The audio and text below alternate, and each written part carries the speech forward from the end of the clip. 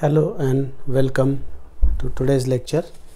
Today we are going to start with a new topic, that is C13 NMR spectroscopy. Similar to proton nucleus, the carbon 13 nucleus is also having I is equal to half. So, two orientations are possible when it is placed in high magnetic field, and the principle remains same.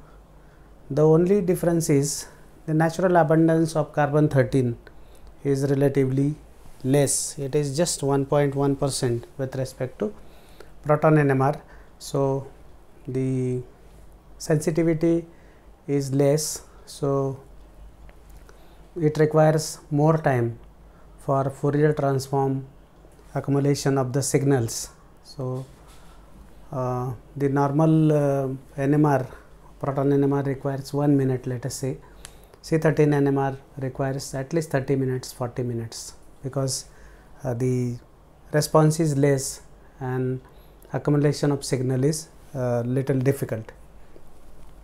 There are three types of spectra. Similar to proton NMR, TMS is used as a internal standard. Deuterated solvents are used to dissolve the sample under investigation and so on. So, all those things are common.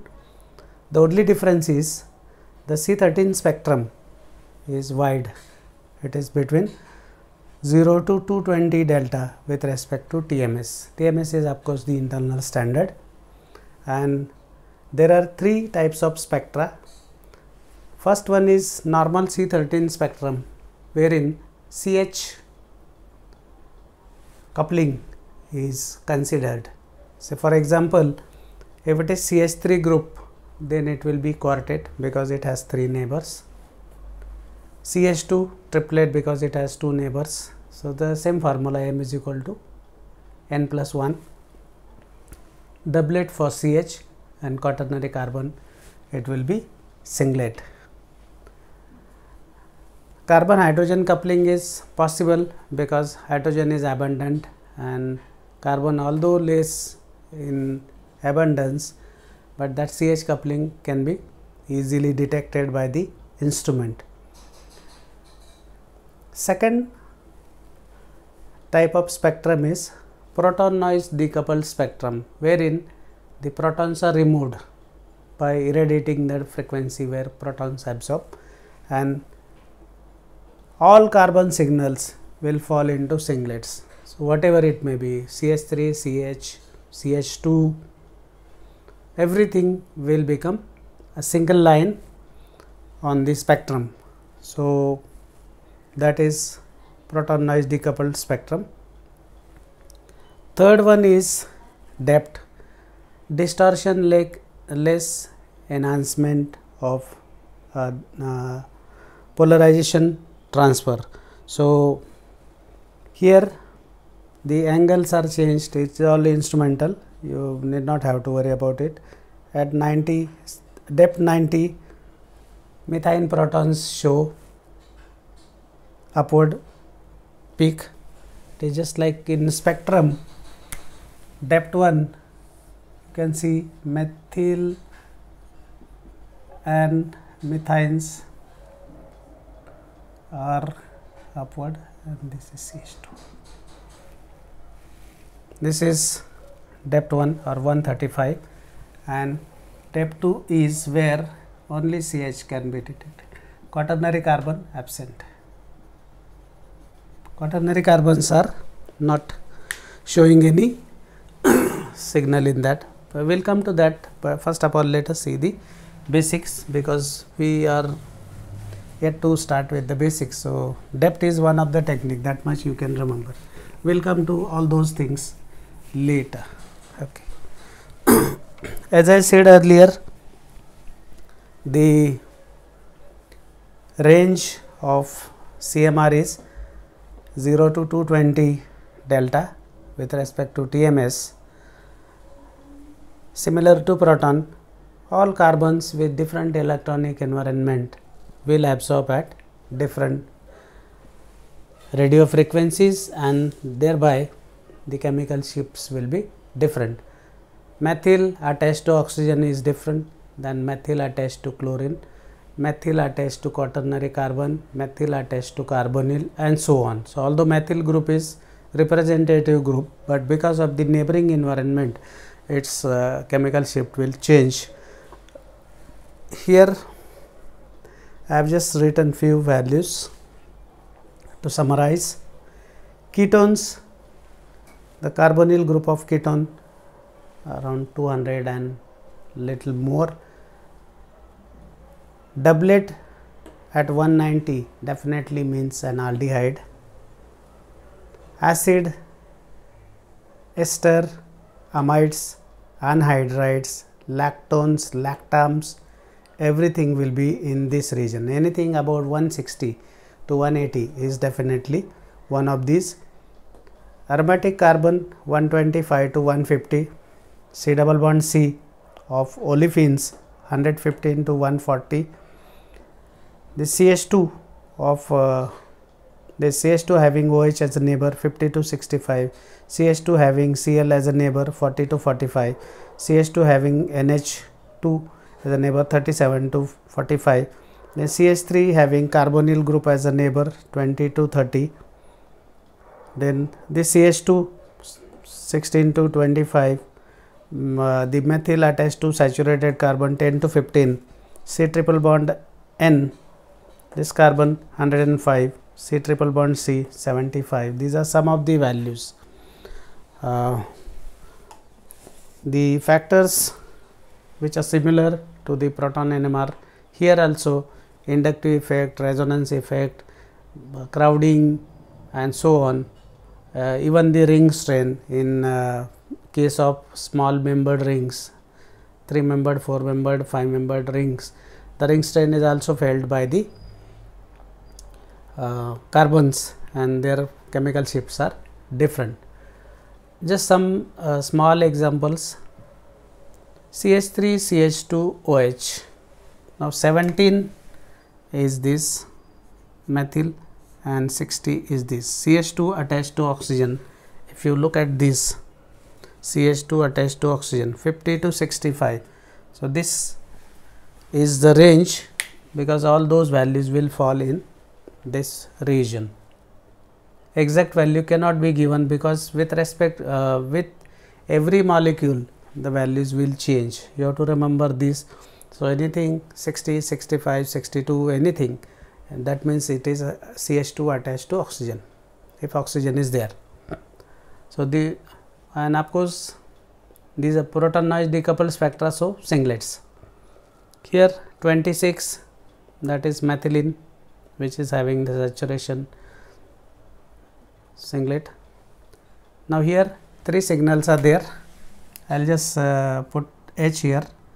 This carbon is 62, this is 38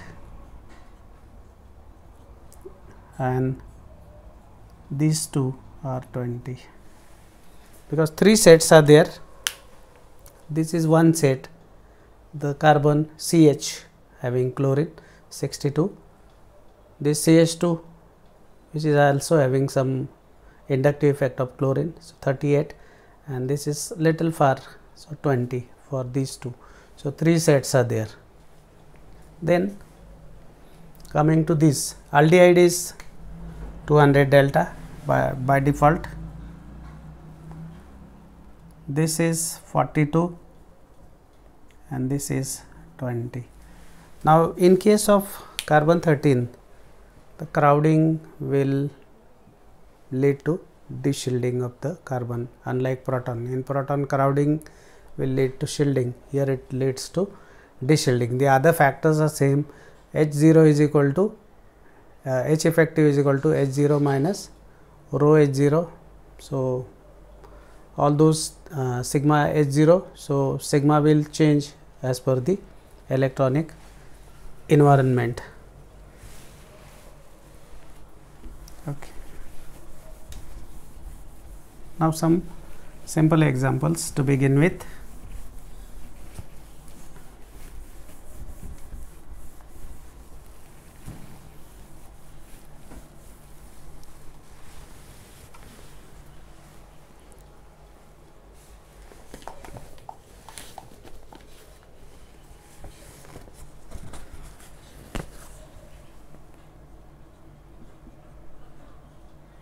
C4H8O2 CMR delta 12, 22, 60 and 160.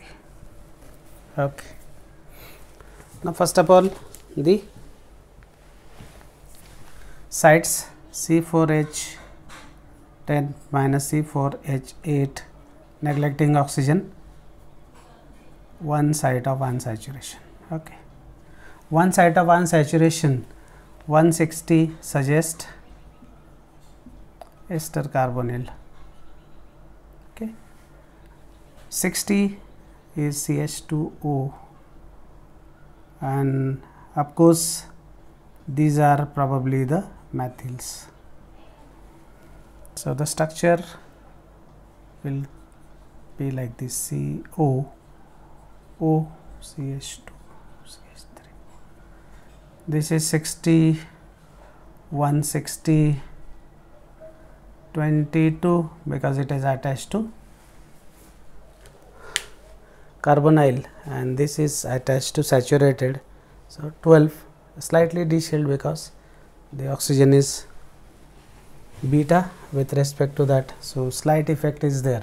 So this kind of small examples would be there in exam, so you have to get accustomed to these kind of examples. I'll just take small examples in the beginning, not big examples.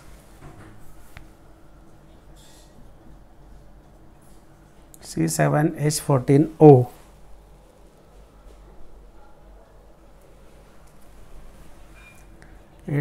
strong. I'll just put what is the meaning of it. 38 medium and 210 weak. Okay. Sites of unsaturation 1.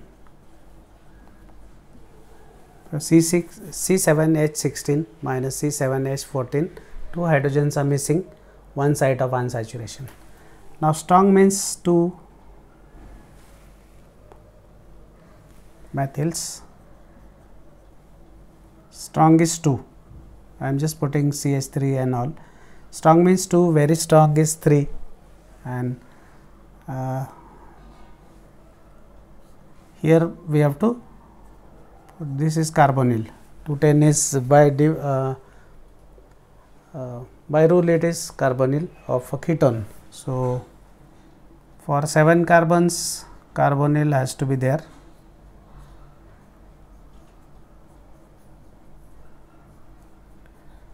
It is a symmetrical compound.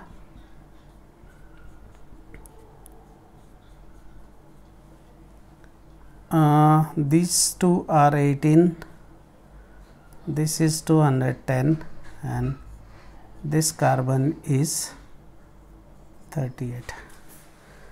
Since it is tri-substituted, CH is coming as medium. This is quaternary carbon, so quaternary carbon always gives weak signal, and strong because these two are equivalent, so it is there. So that is the structure of the compound.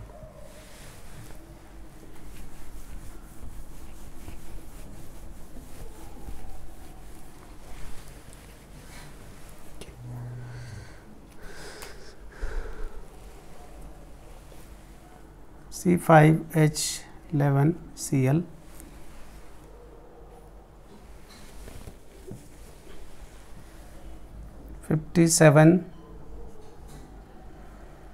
I'll just put 57.3, 33.1, 27.3. So 3 sets are there, so you have to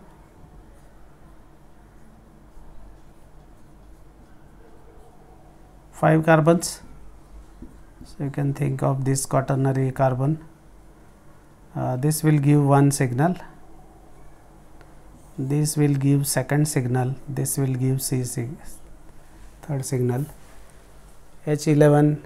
So this is 27.3, this is 33.1, and this is 57.3 because it is directly attached to halogen. So that is the answer for this example.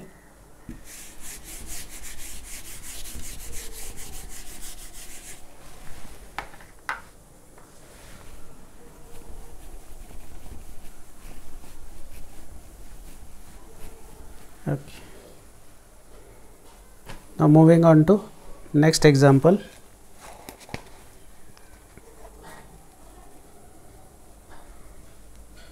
C2H3OBr2 79.9 singlet, 46.7 triplet.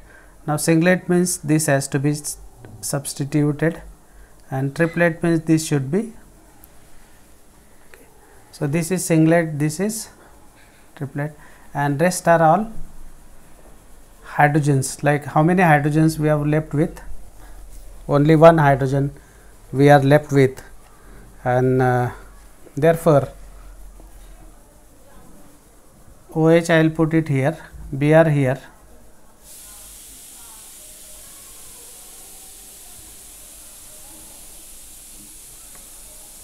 C2H3, C2HBr3, not 2. Okay. This is 46.7 because it is attached to bromine. If I put OH, this will be 60, so that is not correct. This is 79.9 because it has bromine, bromine and OH, all electron withdrawing group, plus this is also there. So it is C2H3OBr3. So that is the structure, the simple molecule, but you have to draw the structure properly.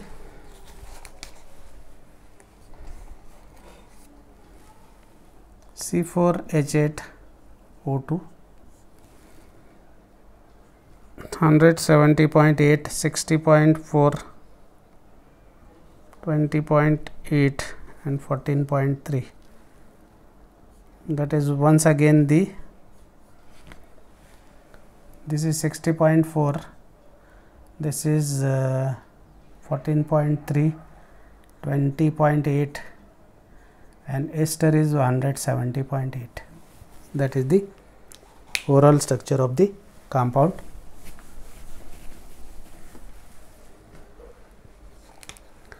One more we will have C8H12O4 165.4 singlet, 130.5 doublet, 61.1 triplet, 13.8 quartet. So we have, this is quaternary carbon, this is olefinic CH, this is CH2 having O, this is CH3 having CH2.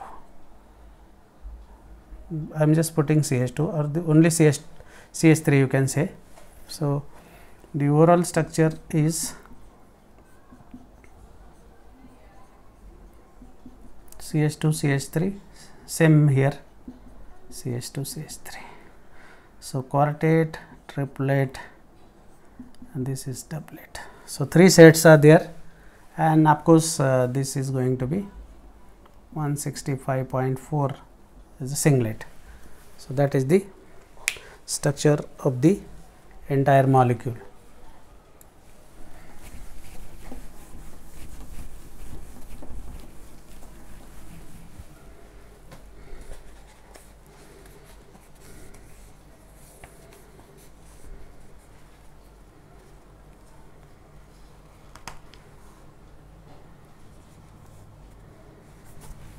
In some simple examples, C3H8O 25 and 65, 2 sets are there. So you have to put the structure in such a way that I am just putting random structures. Let us say I am putting this structure.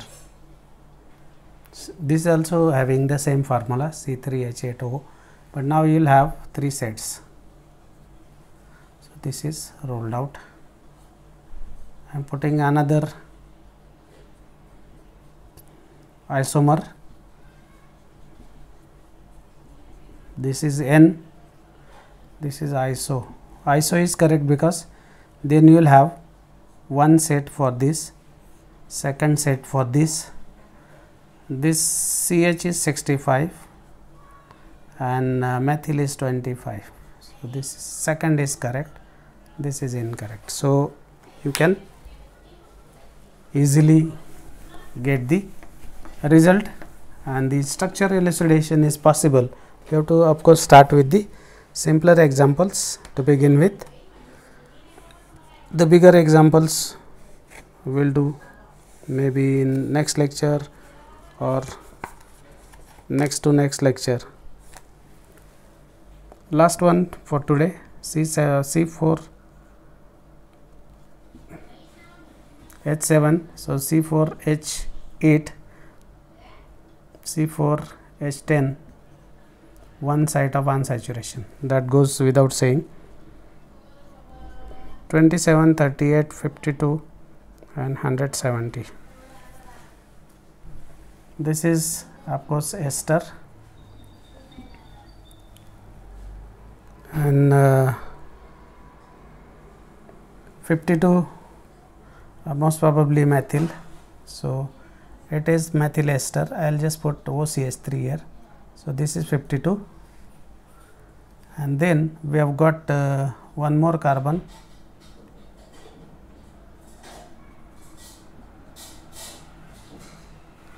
This CH3 is 27, this one is 38, 52 is already explained. So that is the overall thing. So that's all for today. Next time we will resume. We have got number of examples, but to begin with, this much is enough. We will continue from here in the next lecture. Thank you.